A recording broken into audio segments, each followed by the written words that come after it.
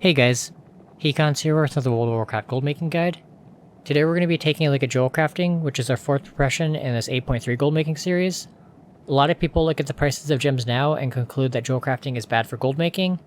Admittedly, the prices of gems aren't amazing right now, but there are other ways you can make gold with it. At launch, JEWELCRAFTING made me over 1 million gold in 3 hours. It also contributed immensely to the gold I used to purchase my longboy. That 5 million gold I ended up earning in under 5 days, and part of that came from JEWELCRAFTING profit. It may not be as solid as some of the other professions in 8.3, but still worth taking a look at. Before we get into this guide, I wanted to give a shout out to my Patreon members and thank you guys for supporting my channel. Thank you Lionel for the 34 months, Nadeem for the 11 months, Rajesh for the 7 months. I also wanted to welcome our newest supporters, TJ, Joshua, and Lily. If you're interested in supporting the channel, please check out the Patreon link in the description below. Like with the previous guides, we'll first be discussing BFA crafts, then looking at a few mailboxes, then finally talking about some old world crafts to help supplement our gold income. Gold making with JEWELCRAFTING in 8.3 has slowed down significantly compared to what it was when the Nihilotha raid first came out.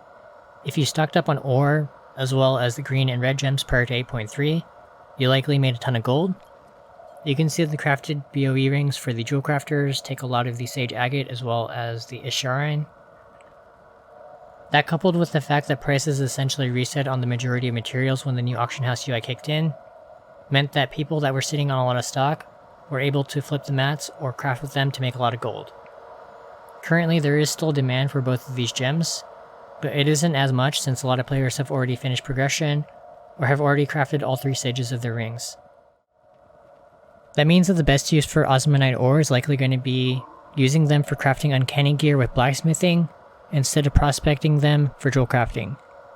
If you find that you've already stocked the auction house with blacksmithing uncanny pieces, and are still sitting on a lot of osmanite ore, you can prospect, then list the green and reds uncut on the auction house, look at crafting item level 400 staffs as well if they look profitable, then cut the rest of the gems. You can see that's been my strategy on this realm, where my main here has both blacksmithing and JEWELCRAFTING. As I said earlier, cut gems don't sell for very much since there's an overabundance of them on the auction house. Your aim should be to make your gold and profit from the green and reds if you decide to prospect any osmanite. You should look at any sales and gold from other cut gems as icing on the cake. If you do decide to invest some ore into JEWELCRAFTING, the 2 BFA crafts I would recommend are the Uncanny Staffs and the 310 rings.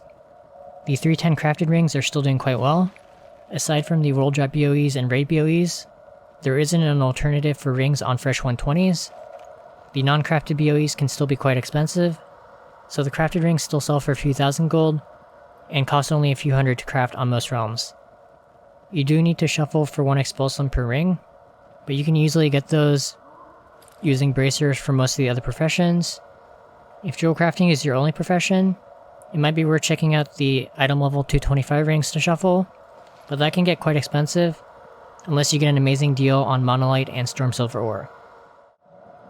Here's my JEWELCRAFTING alt on this realm.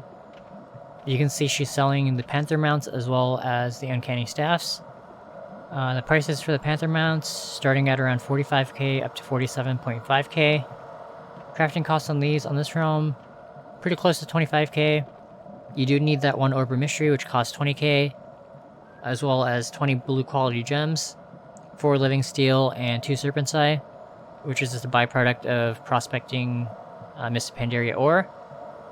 As for the Uncanny Staffs, you can see the sale prices for those ranging from 29.6k all the way up to 57k. Crafting costs on these between 10k to 20k.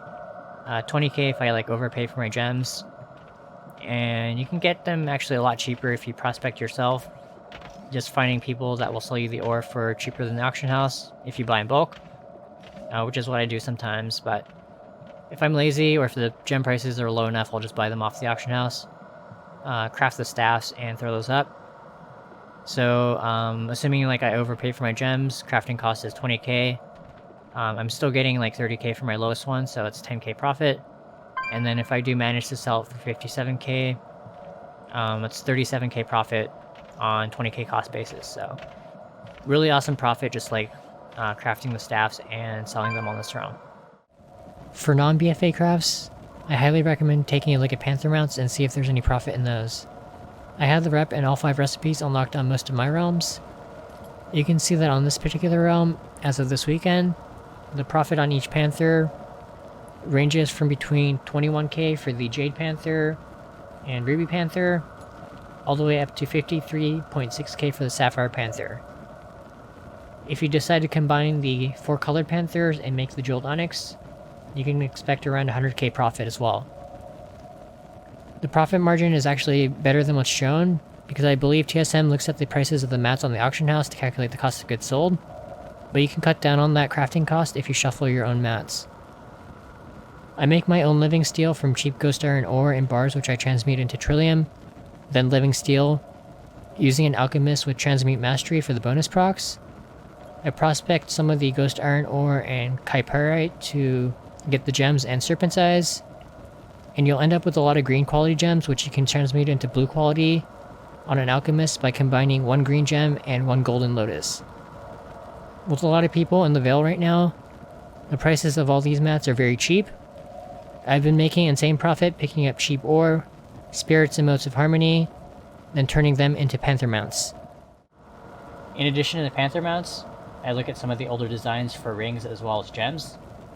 You can see the rings on this realm, at least for the Legion designs, are going for pretty decent profit. Don't know if I'd be able to get that much profit off of the Shadow Ruby, showing 47.5k profit. I probably expect closer to this number, like 6.4, 8.4. You can probably get a couple thousand gold for each of those rings, so if you have some of the older mats from Legion, definitely worth crafting and throwing up in the auction house. There are also the necks. They are class specific, and you can see some of the recipes that don't have rank 3. I think these are like dungeon drops that I never bothered to get. And it doesn't show a crafting loss or profit, since I haven't set the price of Blood of Sargeras. But if you wanted to do that, it's pretty easy to do. And it'll show you a number here once you do that. And then there were also a couple of toys that we could craft in Legion. JEWELCRAFT as well as Chatterstone. A pretty decent sell rate still. And pretty cheap to craft for pretty decent profit. You can see JEWELCRAFT showing 7.3k profit. Chatterstone not showing a profit since, again, I haven't set the price of Blood of Sargeras, but if you wanted to see a profit or loss, you could do that. Remember both of these being really profitable in Legion, and they should still be pretty profitable. And then a bunch of older designs as well. Yeah, just work down the list, and if you have the materials and they have a pretty decent sale rate, just craft a few of them and throw them up in the auction house.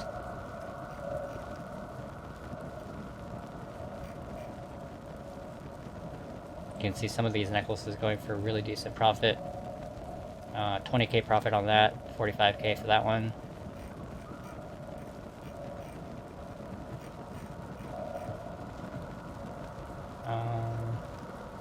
I think these are classic designs. You can see most of those are red, so probably not worth crafting. But some of the weapons and stuff going for decent profit. Either for people like leveling or collecting them for transmog.